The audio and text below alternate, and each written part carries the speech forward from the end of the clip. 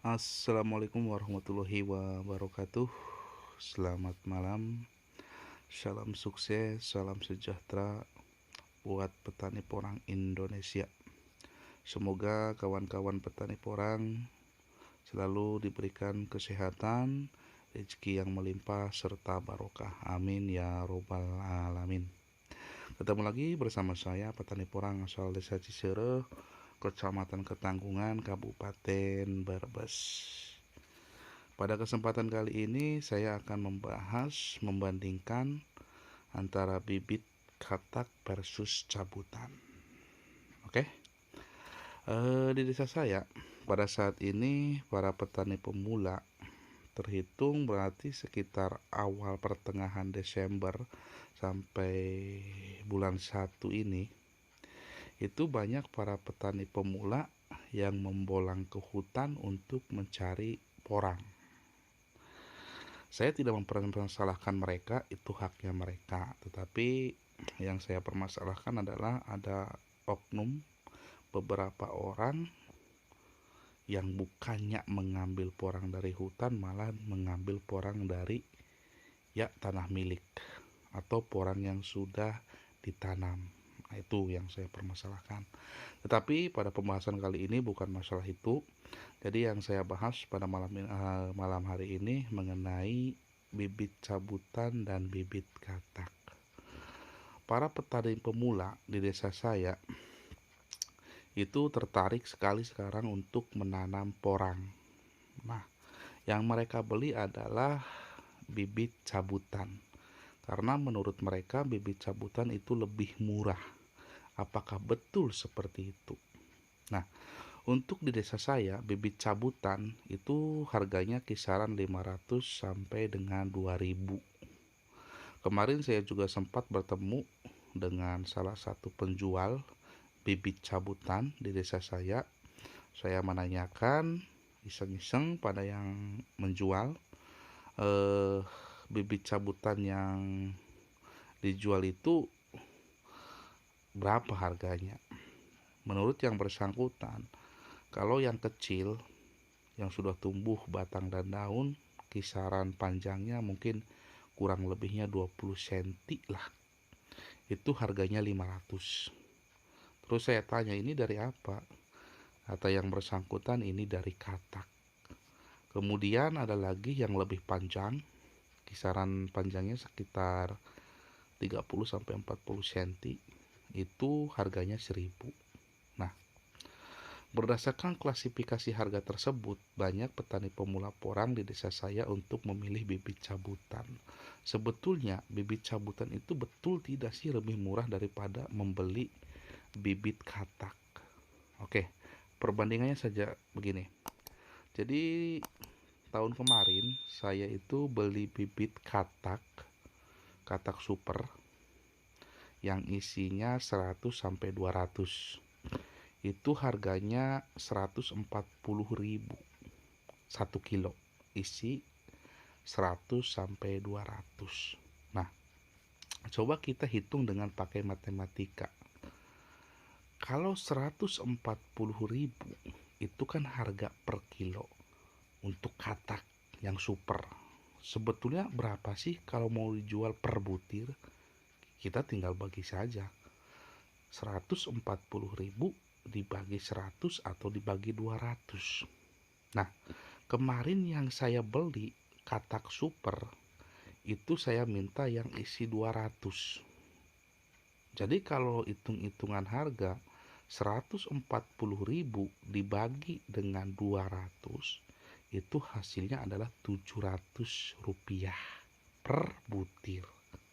Nah, sedangkan sekarang di desa saya per tangkai yang ukurannya kurang lebih 20 cm itu harganya 500. Yang ukurannya 40 cm kurang lebihnya harganya 1000. Itu per tangkai. Kita ambil yang 500. Misalnya satu tangkai itu 500. Berarti kan kalau kita mau beli 200 tangkai harus mengeluarkan uang 100.000. Kalau kita mau beli yang harga 1000 Untuk 200 tangkai itu membutuhkan harga 200.000. Nah, kita bisa lihat perbandingannya kawan-kawan. Sebetulnya kalau dihitung dengan matematika, harga antara bibit cabutan dengan harga katak tidak berbeda jauh. Yang menjadikan mahal kadang untuk petani pemula adalah harga per kilo. Mereka tidak tahu di porang itu per kilo isinya berbeda-beda. Ada yang isi 100 sampai 200, ada yang 400, 200 up, bahkan ada yang sampai 700 sampai 1200 per kilo. Pemahaman mereka, harga per kilo itu ya sekilo, tidak ada perbedaan isinya. Padahal kalau kita tahu, kalau kita tanya dulu, harga per kilo katak porang itu berbeda-beda.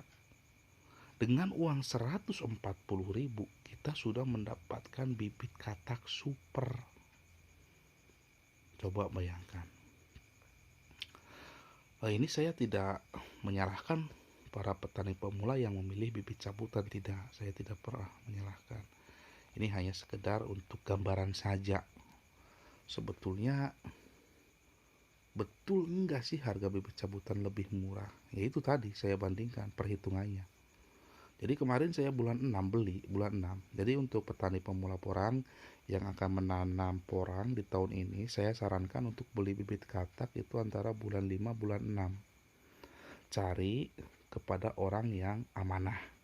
Karena banyak sekarang itu oknum-oknum penjual juga banyak yang tidak benar, sudah transfer barang nggak dikirim. Barang atau sebaliknya. Jadi carilah penjual bibit yang memang amanah. Nah, kembali lagi ke topik, bahwa pada dasarnya kalau kita hitung secara matematika tidak ada perbandingan jauh harga antara cabutan dengan katak. Bahkan dengan uang 140.000 kemarin saya beli di bulan 6 itu sudah mendapatkan bibit katak yang super. Nah, sedangkan pada porang bibit katak merupakan bibit yang paling bagus, salah satunya ya. Nah, jadi untuk petani pemula coba lebih berpikir lagi. Memang harga kalau misalnya menjual per batang dengan harga 500 atau 1000 itu kelihatannya memang murah ya. Tetapi kalau kita kalkulasikan dengan harganya plus kebutuhannya, coba yang 200 batang saja harga 1000 itu udah 200.000. Nah, yang 500 rupiah untuk 200 batang saja butuh 100.000. Sedangkan kalau kita beli katak super yang isi 200 itu 140.000. Itu kawan. Jadi untuk perbandingan yang pertama antara bibit katak versus dengan cabutan. Kemudian yang saya bahas lagi dari segi kualitas bibit ya. Ini berdasarkan pengalaman saya. Saya bukan merasa saya paling pintar, paling berpengalaman, atau paling paham mengenai porang. Jujur saja saya juga sebagai petani pemula. Cuman di sini saya hanya ingin berbagi pengalaman. Nah, tahun kemarin saya juga pernah membeli bibit cabutan karena tergiur dengan harga yang murah. Saya beli waktu itu 100 tangkai. Nah, kemudian setelah saya beli saya langsung tanam di lahan. Apa yang terjadi? Ternyata pas saya cek kemarin setelah satu musim, bibit cabutan yang saya tanam itu tidak ada. Entah kenapa, tapi kemungkinan besar menurut saya mati atau tidak bisa bertahan hidup. Sebetulnya yang namanya bibit cabutan itu bisa hidup, tapi ada treatment atau perlakuan khusus terlebih dahulu. Banyak para senior kita yang sudah berbagi ilmu di YouTube bagaimana cara mengolah atau mentreatment bibit cabutan supaya bisa tumbuh dengan baik di lahan. Nah, kadang kesalahan sebagai petani pemula, bibit cabutan itu tidak ditreatment terlebih dahulu. Dalam artian langsung ditanam di lahan. Kadang kesalahan para petani pemula yang memilih bibit cabutan, itu bibit cabutannya tidak ditreatment dulu atau diperlakukan khusus terlebih dahulu. Biasanya mereka setelah beli kemudian langsung ditanam di lahan. Nah,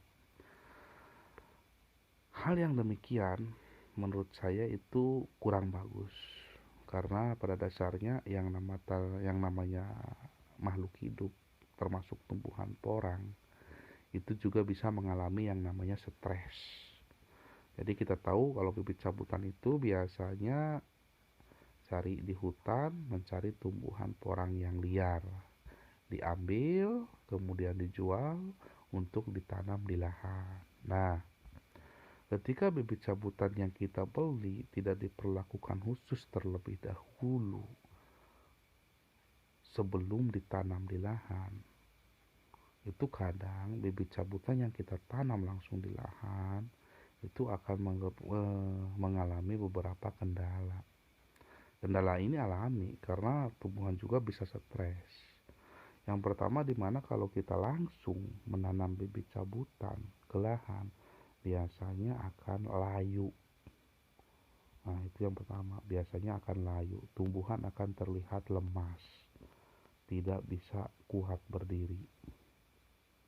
Selain itu, bibit cabutan yang tidak ditreatment terlebih dahulu, kalau terus-terusan seperti itu akan mengalami yang namanya pembusukan pada batang. Daun juga akan layu, lama-lama akan menguning dan akan mati. Nah, sebetulnya bibit cabutan juga bisa hidup, tetapi harus ada perlakuan khusus sebelum ditanam. Tapi di sini saya tidak bisa menyampaikan perlakuan khususnya seperti apa, karena saya juga belum mencoba. Tetapi para senior-senior kita yang mengolah porang dari bibit cabutan, ada yang berhasil. Nah, itu mereka biasanya mengaplikasikan atau mengabdikan di channel YouTube-nya masing-masing. Bisa dilihat oleh kawan-kawan petani pemula bagaimana cara memperlakukan bibit cabutan supaya tidak stres ketika ditanam di lahan.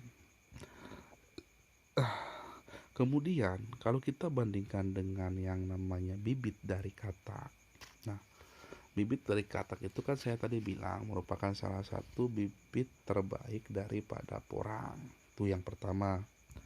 Yang kedua, yang namanya katak, kalau kita tanam di lahan secara langsung, hampir 99% bisa tumbuh dengan baik. Apalagi kalau misal kita kataknya semai terlebih dahulu supaya bisa keluar tunas, itu akan lebih baik lagi untuk bisa hidup ketika sudah ditanam di lahan. Selain itu, keunggulan katak yang lain adalah ketika kita menanam porang dari bibit katak, nah ini akan mengalami siklus kehidupan yang alami, di mana katak tumbuh yang pertama adalah tunas. Setelah tunas akan tumbuh akar, tunas akan semakin tinggi, kemudian lama-kelamaan tunas akan membelah, muncullah daun yang masih menggulung, batang mulai memanjang, dan pada akhirnya nanti akan tumbuh menjadi porang yang sempurna. Ini kalau kita menggunakan bibit dari katak. Nah, jadi dari beberapa hal tersebut, ya ini hanya saya sebagai referensi saja ya kawan, bukan berarti saya ini merasa paling hebat, bukan, tidak. Jadi berdasarkan pengalaman saja, dan ini saya sarankan buat petani pemula yang akan menanam porang.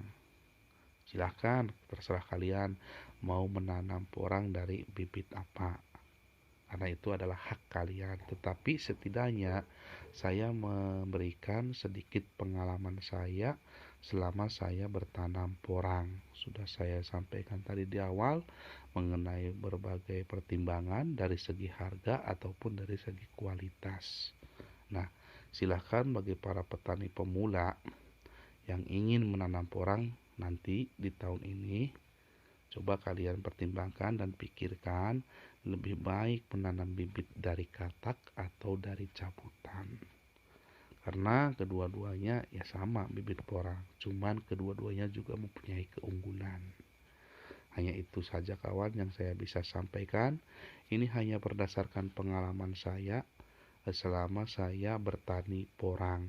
Tidak ada maksud kalau saya ini merasa paling bisa, tidak merasa menggurui, tidak, hanya sekedar untuk berbagi pengalaman kepada para petani pemula porang yang ingin menanam porang di tahun ini. Silahkan Anda pilih dari bibit katak atau dari bibit cabutan atau dari umbi ataupun dari spora bunga.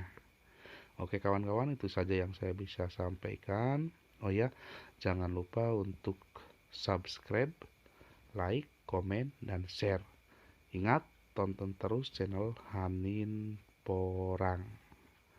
Oke kawan, itu saja yang saya bisa sampaikan. Saya akhiri, wabillahi taufiq walhidayah. Wassalamualaikum warahmatullahi wabarakatuh.